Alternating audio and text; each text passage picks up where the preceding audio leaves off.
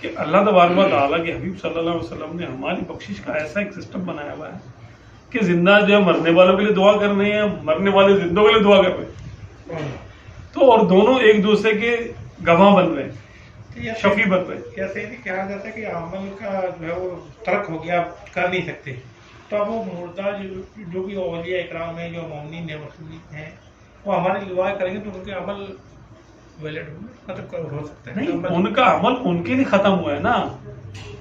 اچھا، ہاں، تو بھائی روح تو دعا کرتی ہے۔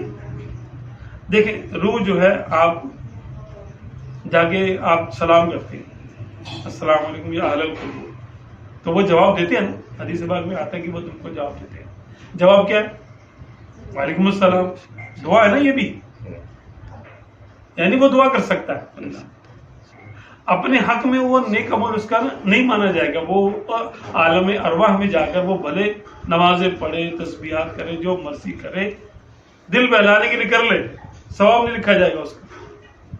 ثواب اسی وقت تک تھا جب تک کہ سانس چل رہی تھی دنیا میں اس کی، نازا کے عالم سے پہلے اس وقت تک ثواب تھا، اس کے بعد ثواب نہیں ہے۔ تم مرنے کے بعد جو اولیاء اللہ ہوتے ہیں، بزرگ ہوتے ہیں، عبادتیں بھی کرتے ہیں، قرآن پاک کی تلاوتیں بھی کرتے ہیں، سارا کچھ کرتے ہیں، لیکن یہ بات ہو رہی ہے کہ اس کا ثواب نہیں ہوتا۔ ثواب اس چیز کا ہے جو کہ اس دنیا میں عالم میں دار العمل میں رہ کے کیا جائے، تو دار الجزا۔ لیکن وہ مدد کر سکتے ہیں، ہماری مدد دعا کے ذریعے کر سکتے ہیں، اے یا اللہ یہ کام کر دے، اور وہ اللہ کے ولی ہوتے ہیں، ان کی بات مانی جاتی ہے۔ ادھر بھی کوئی